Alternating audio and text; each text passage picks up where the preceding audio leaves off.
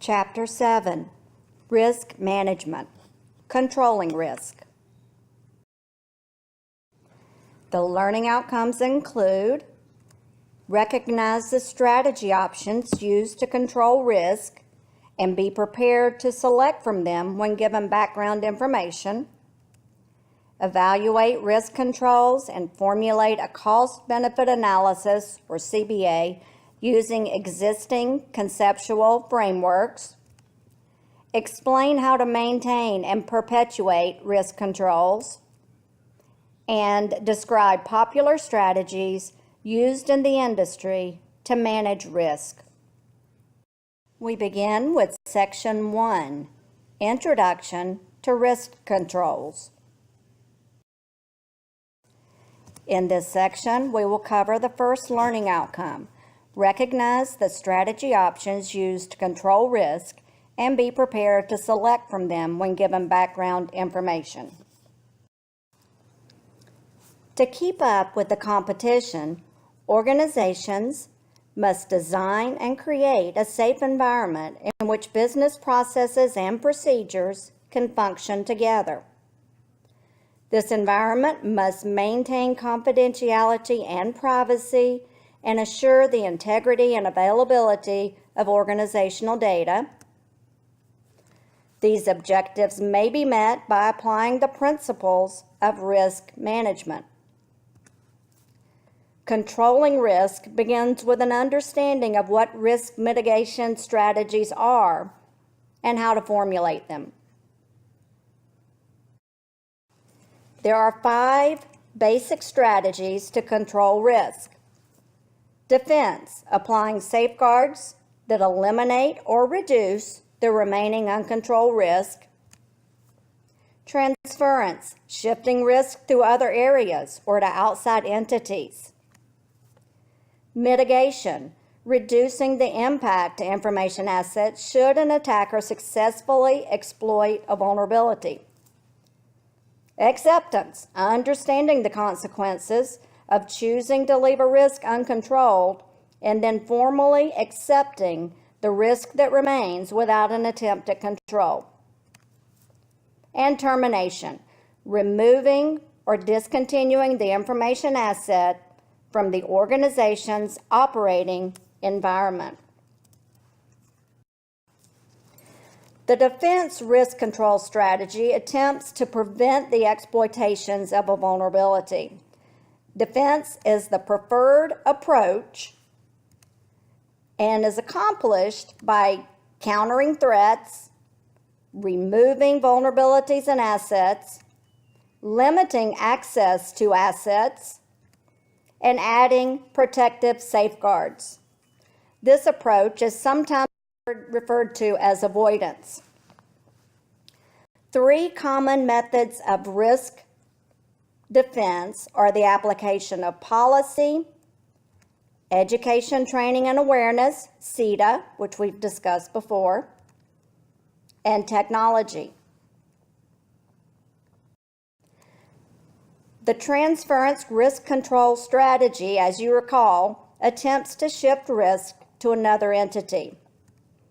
The goal may be accomplished by rethinking how services are offered, revising deployment models, outsourcing to other organizations, purchasing insurance, or perhaps implementing service contracts with providers. The key to an effective transference risk control strategy is the implementation of an effective service level agreement. In some circumstances, an SLA is the only guarantee that an external organization will implement the level of security the client organization wants. The FDIC also suggests that organizations use the following 4 steps to create a successful SLA. Determining objectives. What do you want from the project? Defining requirements. What's required? Setting measurements. How will you evaluate and measure? And establishing accountability. What happens if the SLA is not met? The mitigation risk control strategy is the approach that attempts to reduce, by means of planning and preparation, the damage caused by a realized incident or disaster. This approach includes 3 types of plans: incident response plan, disaster recovery plan, and business continuity plan. Mitigation depends upon the ability to detect and respond to an attack as quickly as possible.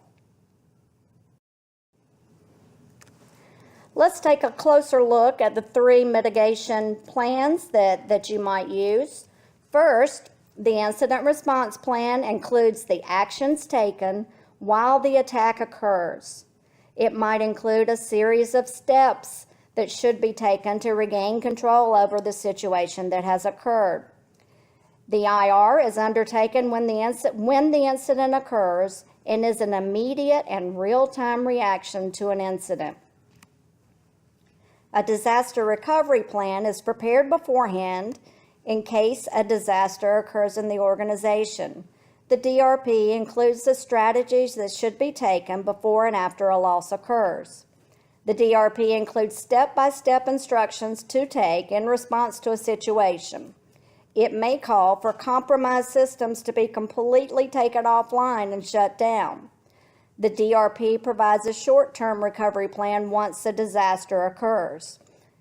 Sony, for instance, in their recent attack, took some of their systems completely offline. A business continuity plan goes further and ensures the continuity of the business systems. The BCP is employed when the scale of the disaster goes beyond that which the DRP can handle. The BCP may plan to locate critical systems off-site temporarily in a location separate from the main business. A BCP seeks to maintain long-term organizational stability.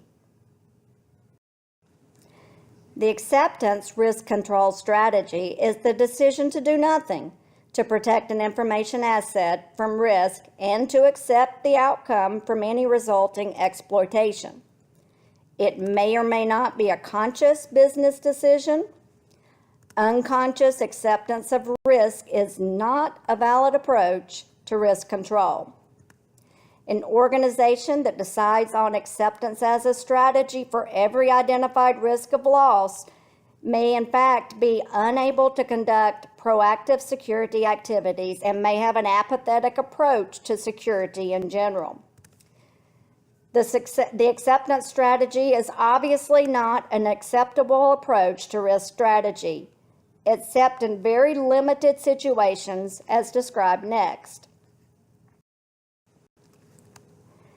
Acceptance as a risk management strategy is only a valid option when you have determined the level of risk posed to the information asset, you assessed the probability of attack and the likelihood of a successful exploitation of a vulnerability, you estimated the potential damage or loss that could result from attacks, you evaluated potential controls using each appropriate type of feasibility.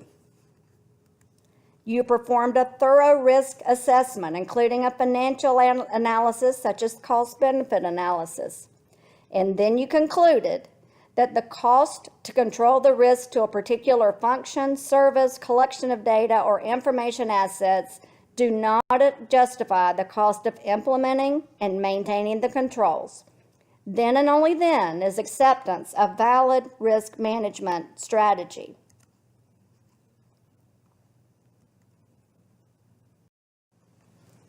Like acceptance, the termination risk management strategy is based on the organization's need or choice not to protect an asset.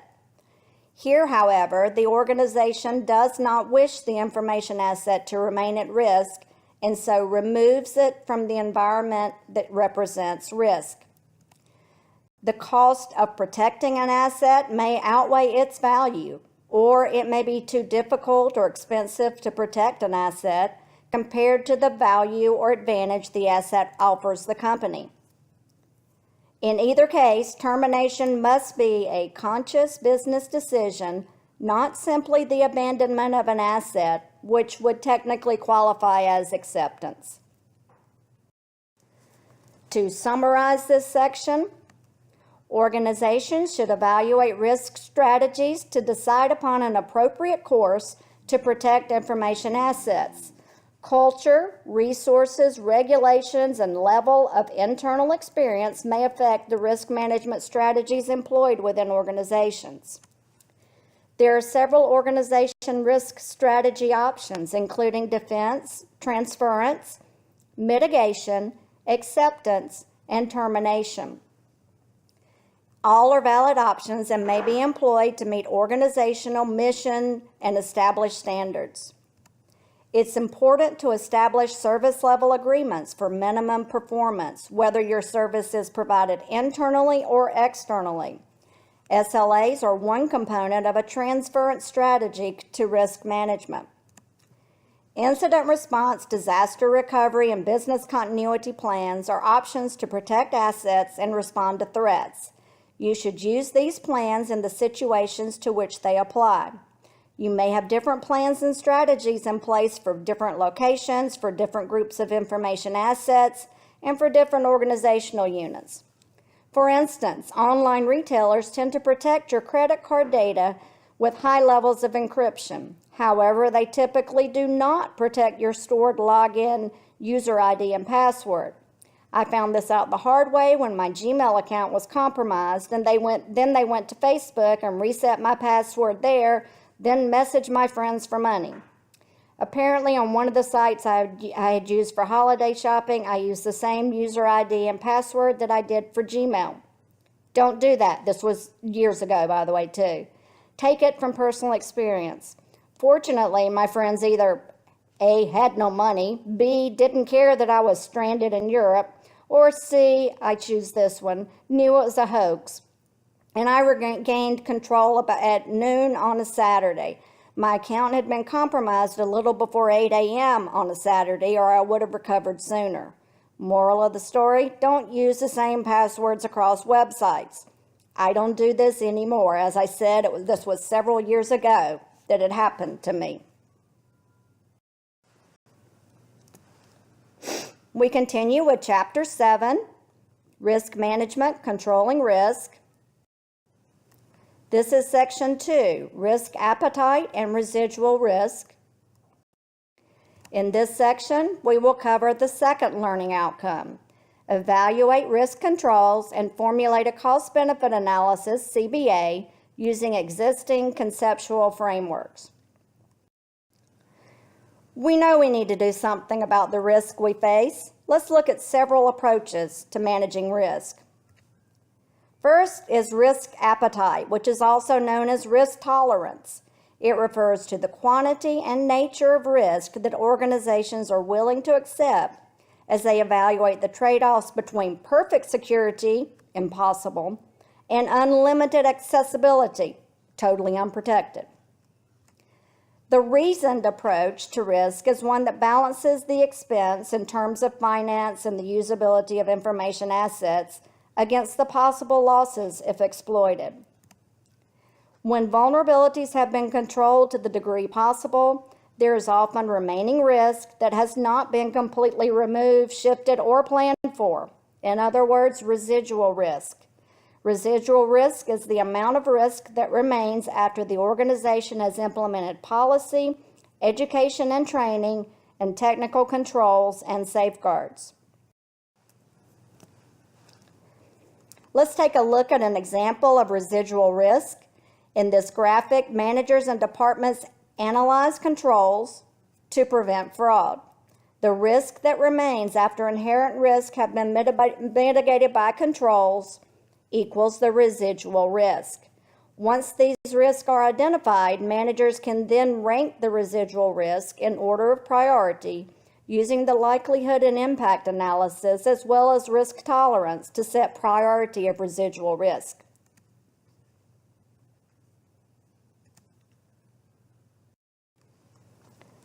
The goal of information security is not to bring residual risk to zero. Rather, it is to bring risk into line with an organization's risk appetite. If decision makers have been informed of uncontrolled risk and proper authority groups within the communities of interest decide to leave residual risk in place, then the information security program has accomplished its primary goal. There are several rules of thumb for selecting a risk management strategy. When a vulnerability exists in an important asset, implement security controls to reduce the likelihood of a vulnerability being exploited. When a vulnerability can be exploited, apply layered protections, architectural designs, and administrative controls to minimize the risk or prevent the occurrence of an attack. When the attacker's potential gain is greater than the cost of attack, apply protections to increase the attacker's cost or reduce the attacker's gain by using technical or managerial controls. When the potential loss is substantial, apply design principles, architectural designs, and technical and non-technical protections to limit the extent of the attack, thereby reducing the potential for loss. In this figure, we can walk through the risk handling action points shown. We look at each asset and vulnerability. We look at each asset and potential threat sources. When threat and vulnerability exist together, as we need to further examine the risk of loss of the asset. We then evaluate if the attacker's gain is greater than the cost of attack. If so, we will likely accept the risk and move on. If, however, the expected loss is greater than the organization's ability to absorb the loss, then there exists a level of unacceptable risk. At that point, we have to investigate other defense, mitigation, or transference options. If we can't find or can't afford one of the strategies to reduce the level of unacceptable risk, then we have to terminate the asset. We can't keep protected data assets that we cannot protect. So that's unacceptable risk.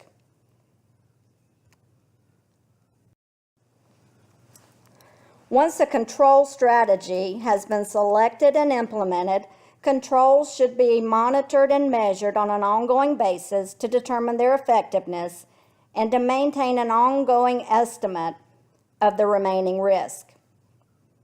At a minimum, each information asset vulnerability pair that was developed in the risk assessment created previously should have a documented control strategy that clearly identifies any residual risk that remains after the proposed strategy has been executed. Here you see another graphical representation of the risk control cycle. To summarize, information security managers must develop a plan of reasoned action to protect assets from threat sources. Some organizations are simply more willing to accept risk than others. Residual risk is what is left after control strategies are implemented. When managers decide that the level of residual risk is acceptable, the InfoSec planners have done their job. We continue with Chapter 7, Risk Management, Controlling Risk. Section 3, Cost-Benefit Analysis. In this section, we will cover the second learning outcome, evaluate risk controls and formulate a cost-benefit analysis using existing conceptual frameworks. Before deciding on the InfoSec strategy and controls for a specific asset vulnerability threat combination, you must determine the value of the information asset that you want to protect. What are the consequences if a vulnerability becomes compromised? What if someone or some entity takes advantage of the vulnerability? What happens then? How much will a compromised vulnerability cost you? And how can you implement InfoSec controls to reduce the chances of compromise, particularly for high-value assets? You evaluate the implementation of controls and how much they affect the asset vulnerability threats. What are the actual and perceived advantages and disadvantages of implementing a control as opposed to not implementing? Controls are not free, but must be maintained, updated, and reviewed as part of the overall InfoSec strategy. Further, is there a practical way that you can implement a control? Another factor that should be considered is saving money. When you use the defense strategy of a control, you may save money, which is also called cost avoidance. That's a good thing. The most common method of evaluating a project that implements InfoSec controls and safeguards is economic feasibility, also known as cost-benefit analysis. This is a decision-making process of valuing information assets and determining the loss in value cost if those information assets become compromised. Obviously, you don't want to spend more on InfoSec controls than the value of the information assets. Similarly, you want to make sure you spend enough on valuable and sometimes legally protected information assets. Just as it is difficult to determine the value of information, it is difficult to determine the cost of safeguarding it. Some of the items that affect the cost of a control or safeguard include cost of development or acquisition of hardware, software, and services, training fees, cost of implementation, service costs, and cost of maintenance. Benefit is the value to the organization of using controls to prevent losses associated with a specific vulnerability. The benefit is usually determined by valuing the information asset or assets exposed by the vulnerability, and then determining how much of that value is at risk, and finally, determining how much risk there is for the asset. This is expressed as the annualized loss expectancy, or ALE.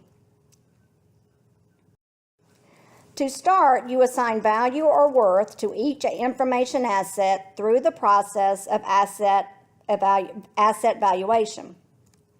It's important to recognize that the value of information differs within and between organizations.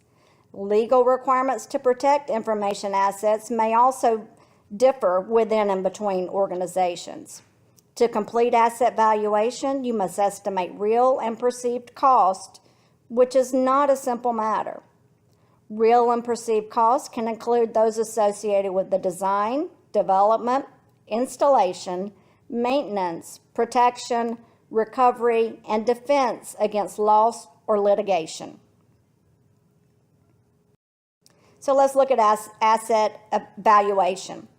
Components of asset valuation include value retained from the cost of creating the information asset. It costs money to create an information asset, and you want to retain that value. If you have to recreate it, that will cost money. Value retained from past maintenance of the information asset. You have sunk cost of maintaining the asset over time. If the asset is compromised, the cost of past maintenance is lost. Value implied by the cost of replacing the information. If you have to replace it, there is a cost associated with that. Value from providing the information.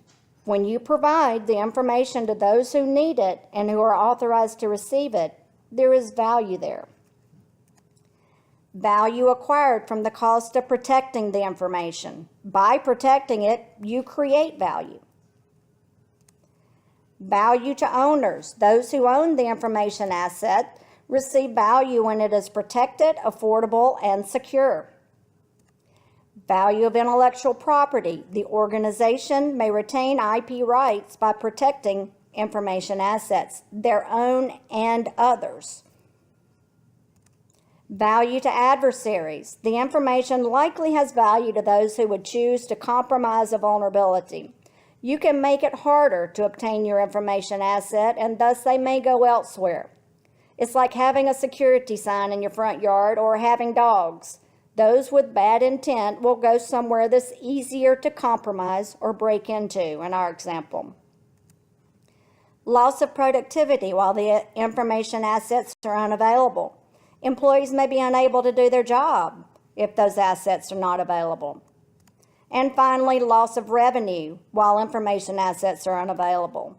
Similarly, the organization may lose revenue while those assets are unavailable. If accounts payable is compromised, for instance, you may be unable to collect debts or process insurance payments. You can see there are many components to asset valuation. It's not an easy task. After determining the value of the organization's information assets, you can calculate the potential loss if an adversary exploits the vulnerability. In other words, how much will you lose if a vulnerability is exploited? This yields an estimate of potential loss per risk. To evaluate, you answer the following questions. What damage could occur and what financial impact would it have? What would it cost to recover from the attack in addition to the financial impact of damage? And what is the single loss expectancy for each identified risk? Let's look at some of the techniques used to complete asset valuation. First, we look at single loss expectancy, or SLE. A single loss expectancy is the calculated value associated with the most likely loss from a single occurrence of a specific attack. It takes into account both the value of the asset and the expected percentage of loss that would occur from a particular attack. In equation form, SLE equals, single loss expectancy, or SLE, equals asset value, AV, times exposure factor, where EF equals the percentage loss that would occur from a given vulnerability being exploited. Like most other methods of valuing assets, information for SLE is usually estimated and will likely have error in it. Now let's look at annualized rate of occurrence, or ARO. Usually, the probability of a threat occurring is depicted as a table that indicates how frequently an attack from each threat type is likely to occur within a given time frame.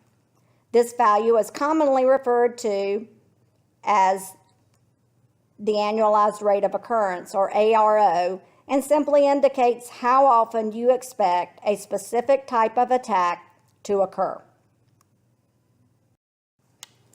Combining the items discussed previously will allow us to calculate annualized loss expectancy. Once we determine the loss from a single attack and the likely frequency of successful attacks, the overall loss potential per risk may be expressed as follows. Annualized loss expectancy equals single loss expectancy times annualized rate of occurrence, or ALE equals SLE times ARO. Bringing the asset valuation techniques together, we can evaluate the cost-benefit analysis from implementing and maintaining a control. The CBA determines whether the benefits from a control alternative is worth the associated cost of implementing and maintaining the control. It may be performed before implementing a control or safeguard, or after controls have been in place for a while.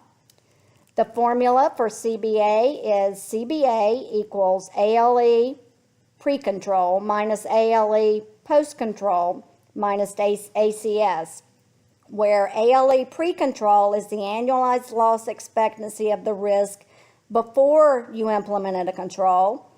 ALE post-control is the ALE examined after the control has been in place for some period of time. And ACS is the annual cost of the safeguard. Remember, controls are not free. The formula demonstrates the importance of correctly estimating the value of assets in previous steps. If your previous estimates are off, then you won't be able to calculate a reliable cost-benefit analysis. To summarize, in this section, we describe techniques to determine if information security controls should be implemented. To make that determination, we analyze the cost and benefits from protecting assets prior to implementing InfoSec controls and after. Then we looked at asset valuation techniques to estimate the potential loss if a vulnerability is exploited and the potential loss per risk. Finally, we brought it all together to determine the cost-benefit analysis by comparing the estimated annual cost associated with information assets before and after implementation of information security controls. We continue with Chapter 7, Risk Management, Controlling Risk. This is Section 4, Popular Risk Management Strategies. In this section, we will cover the last two learning outcomes, explain how to maintain and perpetuate risk controls, and describe popular strategies used in the industry to manage risk. Let's look at some other methods of establishing feasibility. Organizational, operational, technical, and political feasibility. Organizational feasibility analysis examines how well the proposed information security alternatives will contribute to the efficiency, effectiveness, and overall operation of an organization. Operational feasibility refers to user acceptance and support, management acceptance and support, and the system's compatibility with the requirements of the organization's stakeholders. And it may be achieved through means of communication, education, and involvement. Technical feasibility determines whether or not the organization has or can acquire the technology and expertise to implement, support, and manage the new safeguards. Finally, political feasibility defines what can and cannot occur based on the consensus and relationships between the communities of interest, especially given that the budget allocation decisions can be politically charged, to say the least. There are several alternatives to feasibility analysis. First is benchmarking. With benchmarking, you compare best practices of competitors and or the industry to determine what sorts of InfoSec protections you need to use. A baseline defines a set of basic security objectives which must be met for any information asset. Due case and due diligence. Due care is using reasonable care to protect the information assets of the organization, while due diligence refers to reasonable examination and research prior to embarking on a course of securing the information assets of the organization. Of course, it's important to define reasonable in a way that makes sense in light of industry standards, government rules and regulations, and customer expectations. Best business practices refers to the best practices used by the industry as a whole or similar organizations in related industries. And gold standard. These are frameworks such as NIST adopted by industries and or recommended for compliance with rules, regulations, and laws. Risk control is hard. It's difficult to estimate the value of information assets and the value of implementing controls to protect against vulnerabilities. Organizations would prefer a more straightforward method of implementing controls. Thus, there's an ongoing search for methods to design security architectures that go beyond the direct application of specific controls for a specific asset vulnerability. What we have talked about so far is quantitative assessment, which performs asset evaluation with actual values or estimates. With this technique, it may be difficult to assign specific values. Organizations could use qualitative assessments instead, using scales instead of specific estimates. Or a more granular approach, the hybrid assessment, tries to improve upon the ambiguity of qualitative measurement without resorting to the unsubstantiated estimation process that may arise when quantitative measures are used. Another option is to use the operationally critical threat, asset, and vulnerability evaluation, helpfully named OCTAVE. OCTAVE defines the essential components of a comprehensive, systematic, context-driven, self-directed information security risk evaluation. In following the OCTAVE method, an organization can make information protection decisions based on risk to the confidentiality, integrity, and availability of critical IT assets. With OCTAVE, the operational or business units and the IT department work together to address the information security needs of the organization. Let's take a look at an overview of the OCTAVE method. To prepare it, you go through 3 phases. The first phase is building threat profiles based on the information assets you own. In this phase, it's important to identify the knowledge of senior managers, area managers, and staff, and then creating threat profiles from that information. In phase 2, you identify the vulnerabilities of the organizational infrastructure. Here you identify key components and evaluate those components in terms of risk and protection. In phase 3, you develop a security strategy and plan based on the previous phases. You conduct a risk analysis and develop a protection strategy. Another risk management approach is that espoused by Microsoft. The 4 phases in Microsoft's management approach include assessing risk, conducting decision support, implementing controls, and measuring how well the program does. Looking more closely at the Microsoft approach, in step 1, you assess risk. Here, you plan the data gathering process, gather risk data that is relevant to the identified areas, and prioritize risk based on industry and laws, rules, and regulations. In step 2, you conduct decision support. Here, you define the important functional requirements of the system, select possible control solutions, review the solutions, estimate risk reduction, estimate the cost of the solutions, and then select a mitigation strategy. In step 3, you implement controls. You seek a holistic approach to managing risk and organize in depth based on the information assets you must defend. In step 4, you measure the effectiveness of your risk management program. Here, you develop a security risk scorecard and then measure the effectiveness of the relevant controls. Notice that this risk management approach is a cycle.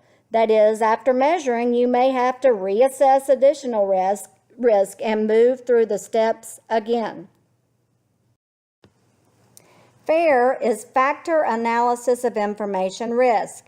Unlike other risk management frameworks, FAIR relies on the qualitative assessment of many risk components using scales with value ranges, for example, ranging from very high to very low. Basic FAIR analysis is comprised of 10 steps in 4 stages. Stage 1 is where you identify scenario components, including identifying the asset at risk and identifying the threat community under consideration. In other words, what assets are at risk and what people, entities do you consider to pose the biggest threats? In stage 2, you evaluate the loss event frequency. Here you estimate how often the threat may occur, the capability of the threat to harm your information assets, the strength of potential controls you may choose to use, the vulnerability of the information assets, and the frequency with which you may experience losses. In Stage 3, you evaluate how big your loss may be and the probability of loss, or evaluating the probability loss magnitude. Here you estimate the worst case loss you may have along with the probability of that loss. Finally, in Stage 4, you derive and articulate the risk. The ISO 27000 series includes a standard for the performance of risk management, ISO 27005. This document includes a 5-stage risk management methodology, including the following steps: risk assessment, risk treatment, risk acceptance, risk communication, and finally, risk monitoring and review. National Institute for Standards and Technology, NIST, has modified its fundamental approach to systems management and certification accreditation to one that follows the industry standard of effective risk management. As discussed in Special Publication 800-39, Managing Information Security Risk, Organization, Mission, and Information System View. That was a mouthful. As shown here, the NIST Risk Management Framework is a process of framing information security risk, assessing the environment, responding as needed, and monitoring to determine effectiveness. This process is ongoing and depends upon the information and communication flows throughout the organization. In summary, it's important to establish the feasibility of information asset protection. There are numerous techniques that may be used to determine feasibility. Use what works with your organization. Different models establish methods of managing risk. Use the model most appropriate to your organization and industry.